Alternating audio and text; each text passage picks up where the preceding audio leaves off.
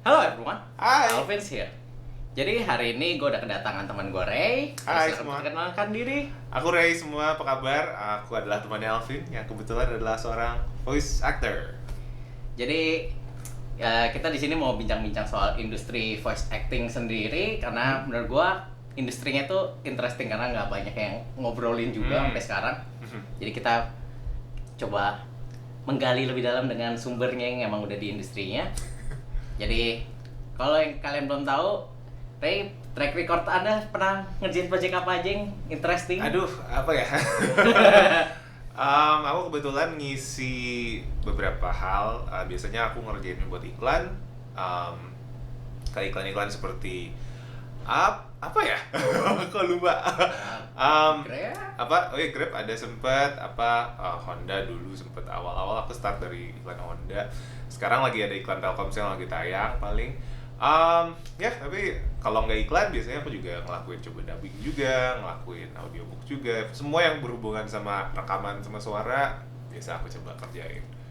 Jadi kita mulai dari awal, ceritain dikit awal mulanya dari sekolah sampai ke sini gimana sampai ke masuk ke industri voice actingnya sendiri. Kayak sebelumnya itu sekolahnya sebenarnya apa atau Agak panjang ya, cuman nggak apa-apa. kembali ke masa lalu. Jujur aku cukup sejalur dengan jurusanku sih sebenarnya kalau dibilang, karena meskipun ya agak surprise juga karena aku nggak nyangka akan masuk ke industri suara ini, voice acting ini.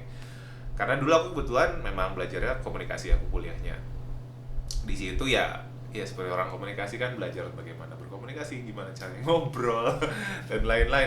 Ngobrol itu skill ya. Benar banget. Small talk itu skill, man. Ya, dan nggak semua orang juga bisa.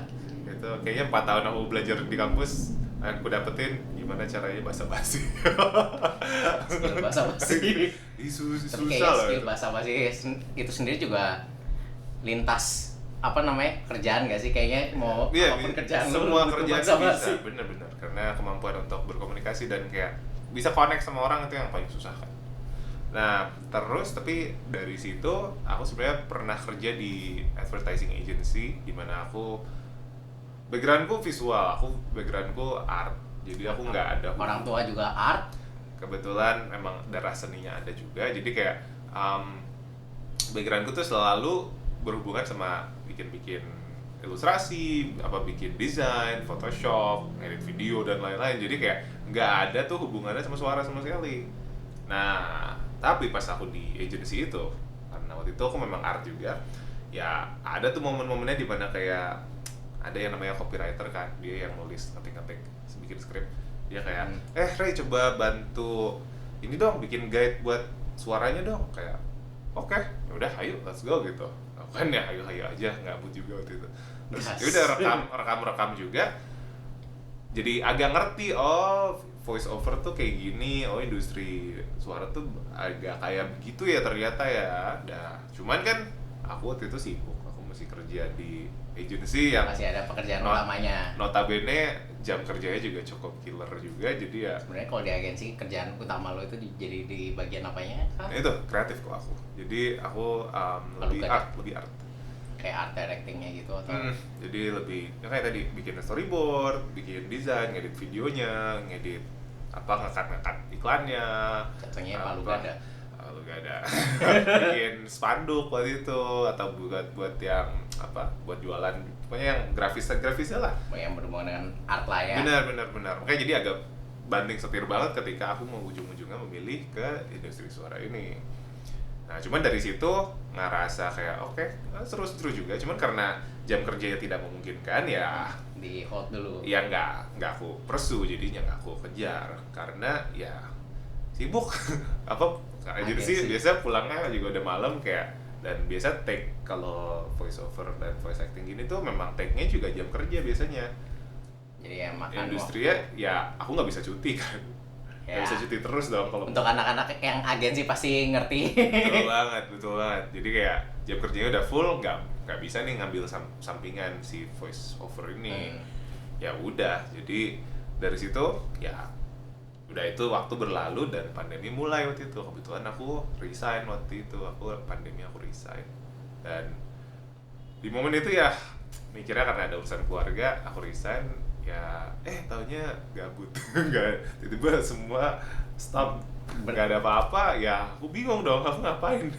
Tapi kayaknya pandemi juga biasanya jadi titik balik ke semua orang gak sih? Kayak Bener karena banget. everything stop there, Mhm. bikin orang jadi refleksi lagi. Bener banget Kayak gue tuh maunya apa sih selama. bener banget. Karena ketika kita nggak ada kerjaan, jadi akhirnya kita punya waktu untuk berpikir kita Iya. itu maunya apa Iya, sebenarnya. iya, iya. Dan bener banget waktu-waktu itu aku beneran pakai untuk mikir kayak aku mau ngapain ya, seorang Ray ini tujuannya apa ya apa ya aku mau beri pada dunia gitu kayak.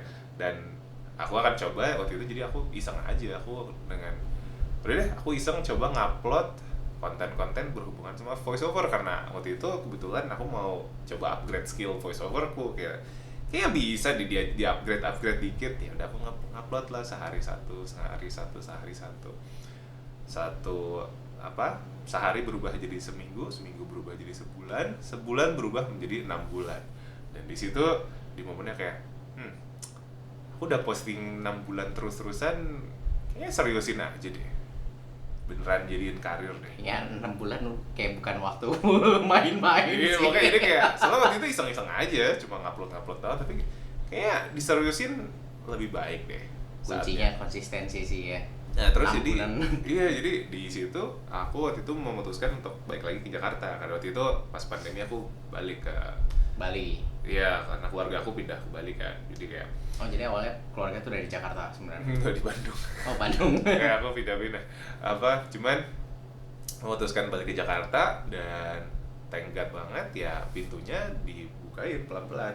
Kayak aku belajar bener-bener kayak industrinya tuh gimana sih, aku kejar karena aku backgroundnya dulu di agency juga, ada kan beberapa orang yang aku tahu Ada di channelnya. industri, ada channelnya juga tuh, ada apa audio teknisinya yang aku udah kenal dulu, cuma satu orang dulu gue kenal. Terus gue tanya tuh, Om gimana sih aku bisa masuk ke industrinya, kayak aku harus apa, strateginya aku harus gimana, kayak industrinya gimana sih. Nah, terus jadi aku mulai tuh pursue beberapa orang-orang itu, yang dari satu orang aku kenal beberapa orang lagi, kenal apa orang-orang yang lagi memulai karirnya di bidang industri ini Intinya juga. kalau gue dengar kayak gini, intinya koneksi dan mencari teman, dan intinya mencari koneksi. Benar, aku benar coba cari koneksi, semua koneksi yang aku bisa dapat dan semua orang yang bisa aku pelajarin dari mereka, yang kebetulan mereka orang-orang yang di industri ini juga, ya aku tanya dan beneran kayak gimana sih dapat kerjanya, gimana sih cara kerja industrinya bekerja, soalnya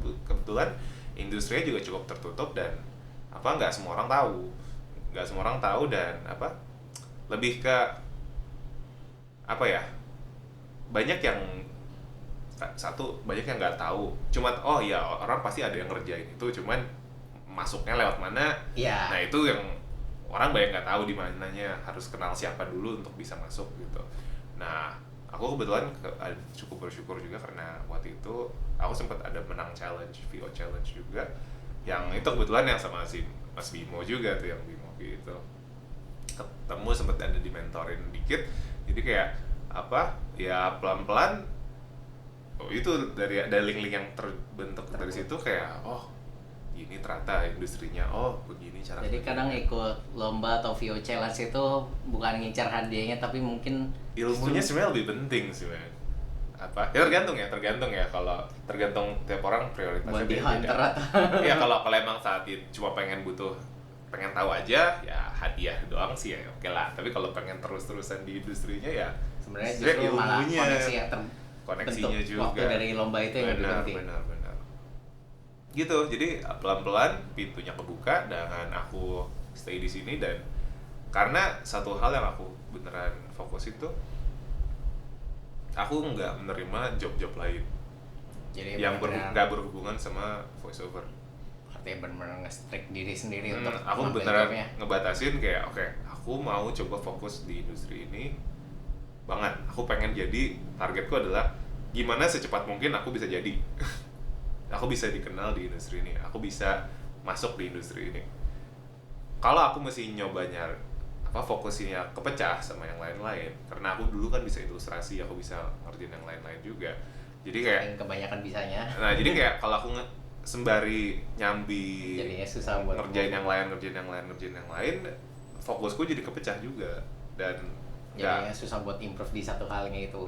dan sebenarnya aku beneran, saya beberapa tahun terakhir ini aku mencoba fokusin ilmuku dan fokusin tenagaku di aku harus jadi sebisa mungkin cuma itu aja. Nah, dan itu jujur it works banget sih bagi gue. Berapa lama dari pertama kali kayak mau nyoba dari apa namanya yang tadi fase nyoba-nyoba bikin konten sampai akhirnya mulai kayak oke, gue bisa hidup di industri ini.